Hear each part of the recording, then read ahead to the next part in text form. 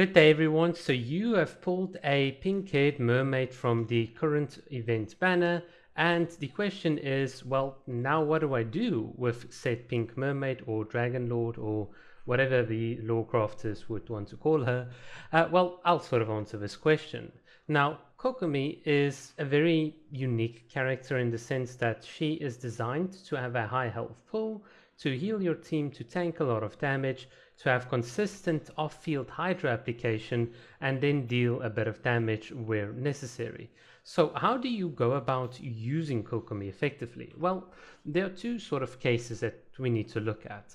The first is if you are below AR 50 and you are not someone that has gone into this spiral abyss, then I would highly suggest that whenever you are on your journey and you see an artifact and that artifact has this beautiful little number or this little value called HP percentage, you grab as many of these HP percentages as you can and you just stack them here. You stack them all the way. HP percentage, HP, HP, HP. If it says HP, you put it onto your Kokomi. So this is if you're on a lower AR.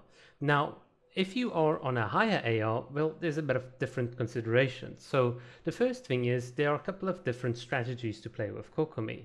I think the preferable strategy, in my opinion, of course, and my opinion is not the only one, is to use the Ocean Newt Clam set with her, but there are people that would use an alternative set. So let's talk about this case.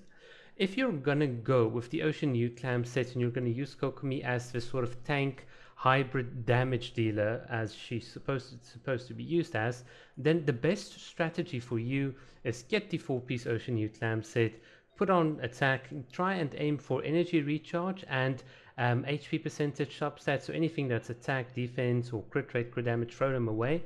And then of course for your sands, HP sands, hydro damage goblet, and of course healing bonus. If you don't have these, then HP, HP, HP, HP is going to be your best friend up until such time as you've gotten a decent hydro damage goblet and healing bonus circlet.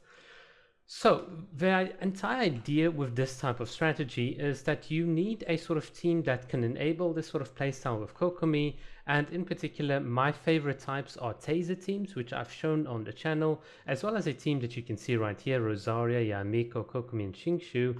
And wouldn't it be really nice if someone showed you exactly how to play with this team in the Spiral Abyss in an upcoming video?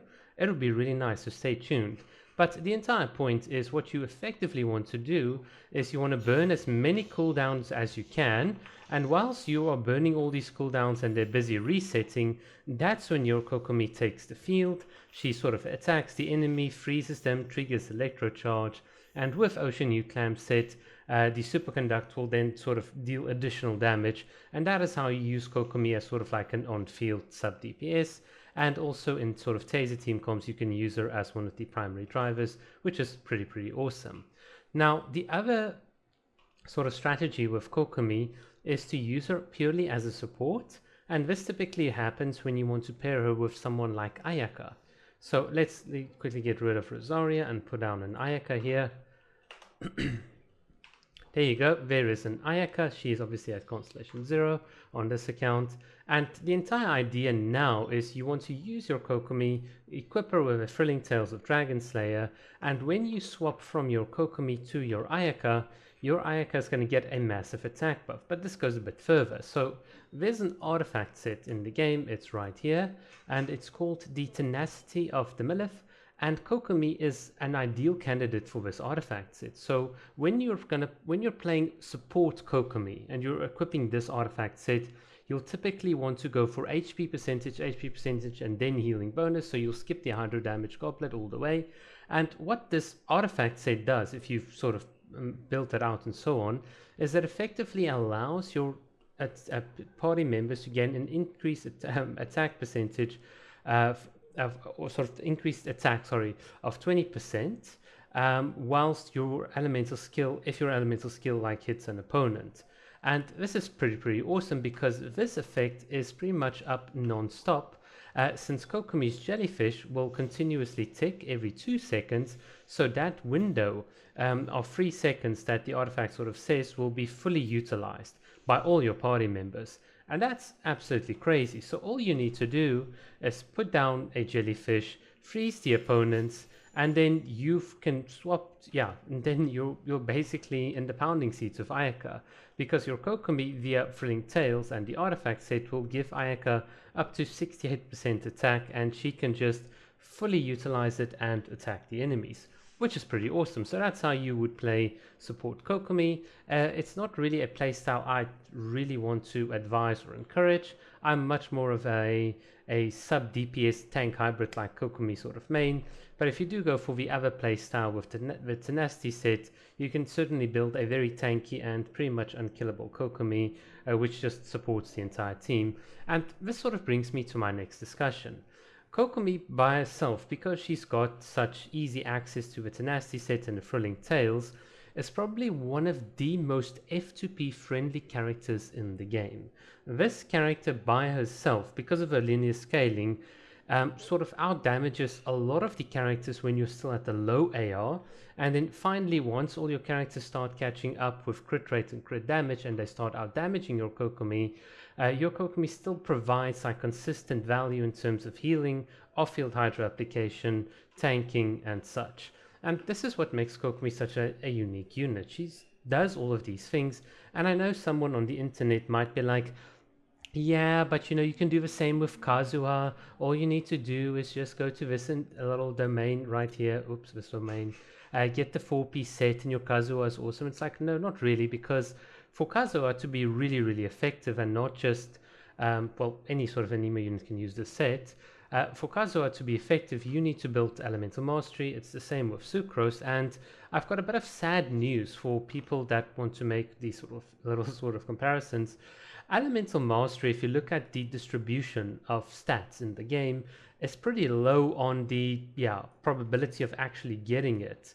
But if you guys noticed something else, HP percentage is pretty much almost at the top. In other words, you getting HP percentage, artifacts and substats and all these things is very likely. In other words, this unit is probably one of the cheapest units for an F2P to build to get the sort of highest value out of it. In other words, Kokomi's potential is not going to rest behind the fact that you're farming for months just to get an extra crit rate, crit damage.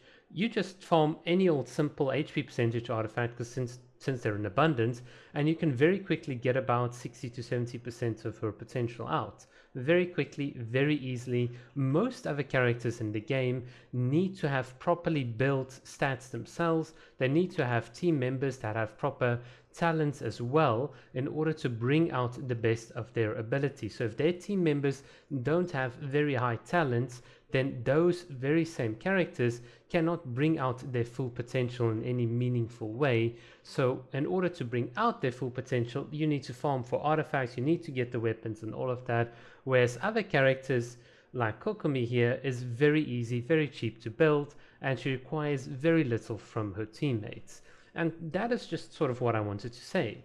This is Kokomi. She is absolutely an insane unit packed with utility, and the thing that everyone got wrong with her is that they focused on damage, whereas they completely forgot that, well, the entire Genshin universe here is about 99% of your gameplay experience, and this little tiny part here is about 1%, and even the little 1% of it, 75% of that, floors 9 to 11, is pretty easy and achievable.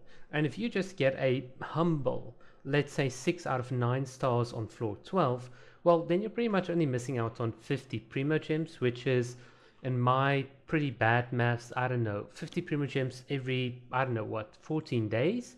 Which, again, if I just, you know, do a bit of, put a little calculator here, oh yeah, that is about less than what you can get on a daily commission every 2 weeks. So, in all honesty, for people that say that damage is the most important thing in this game, I beg to differ.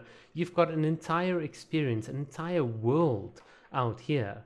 And the biggest thing that you want whilst you're exploring right here in the depths is you don't want to just run out of food or run to the nearest, what do you call it, statue of 7. All you want to do when you're low health is just press a simple button, and there you go, your entire team is going to be healed. And the cool thing is, if your entire team is not healed up, then by the time you get to that little guy over there, this little E is going to be reset and you can start fighting him and healing up again. The exploration continuity and the ease of exploration with this character is just so nice. The quality of life for an F2P, for anyone that's just exploring like continuously, it's just you can't match that. The Spiral Abyss, once your account's good enough, you're gonna do this. It's gonna be, let's be generous, 4 hours of fun, and then you are back to the overworld and doing events and all these sorts of things. So, in my personal opinion, this unit absolutely fantastic, and this is just a sort of quick review on how to use her. We've got multiple videos on the channel of using her, builds and stuff, so I'm not going to repeat all of that, but I just wanted to point out these things in case you're wondering, well, I've got this unit, so but now what? Well, there you go. This is what this unit's about, and she's the prettiest character in the game. Best waifu. Cheers.